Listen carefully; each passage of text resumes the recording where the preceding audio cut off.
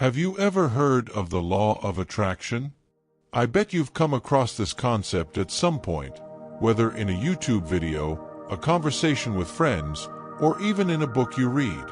The law of attraction promises that our thoughts, feelings, and intentions can shape our reality, attracting everything we desire. It almost seems a bit magical, doesn't it? Now, just imagine. What if I told you that the concept of the law of attraction, so widely discussed today, might actually have something to do with biblical teachings? Would you be surprised to learn that some biblical passages might perfectly align with the principles of this universal law of attraction? That's exactly what we're going to explore today. Before we dive in, if you're enjoying the topic and want to see more videos like this, don't forget to hit the like button, subscribe to the channel, and turn on notifications so you won't miss any new content. And of course, share your experiences in the comments and let me know what you think about today's topic. Let's get started. 1. What is the law of attraction?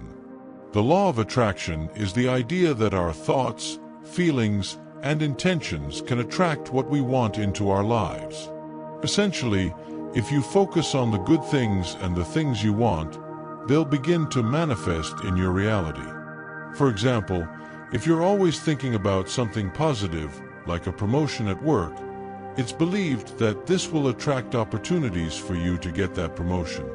Sounds interesting, right? So, let's take a look at what the Bible has to say about it. 2. Key principles. One of the pillars of the law of attraction is the power of thoughts. It teaches us that what we constantly think about reflects in our reality. Wouldn't it be amazing if we could shape our lives just with the power of thought? Visualization is one of the strongest tools in the law of attraction. When we visualize our goals, we can already see ourselves achieving what we want.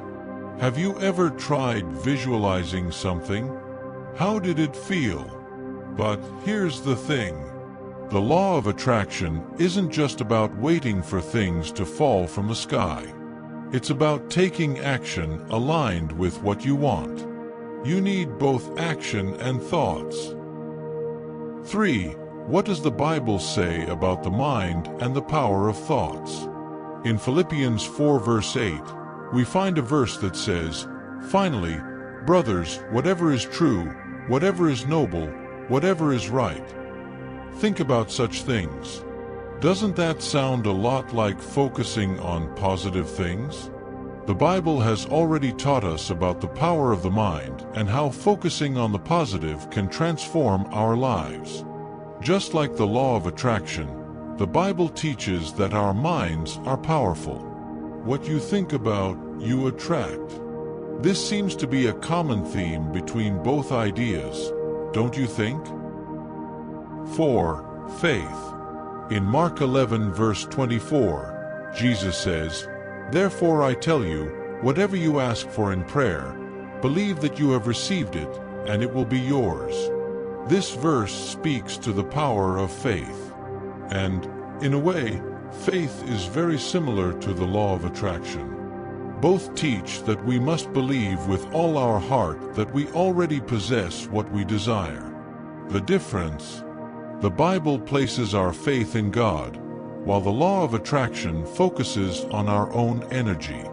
Now, tell me, have you ever had an experience where your faith or belief in something truly made a big difference in your life? Or maybe an experience with the law of attraction? Share with me in the comments. Let's talk about it. 5. The principle of sowing and reaping. The Bible also talks about the principle of sowing and reaping in Galatians 6 verse 7. "Do not be deceived. God cannot be mocked. A man reaps what he sows." This is very similar to the idea in the law of attraction, which says that if you sow good thoughts and actions, you will reap good things in your life. 6. Gratitude. The Bible emphasizes gratitude a lot as well. In 1 Thessalonians 5 verse 18, we read, "Give thanks in all circumstances, for this is God's will for you in Christ Jesus." Gratitude is an essential part of both the Christian faith and the law of attraction. When we are grateful, we open the doors to more blessings and achievements in our lives. 7. What does the Bible say about taking action? James 2 verse 26 says, "As the body without the spirit is dead, so faith without deeds is dead." In other words, if you only think but don't act, nothing will happen. This aligns very much with the law of attraction, which also teaches that action is essential for what we desire to manifest. 8. The difference between the law of attraction and Christian faith. The main difference between the law of attraction and Christian faith lies in understanding who the true author of blessings is.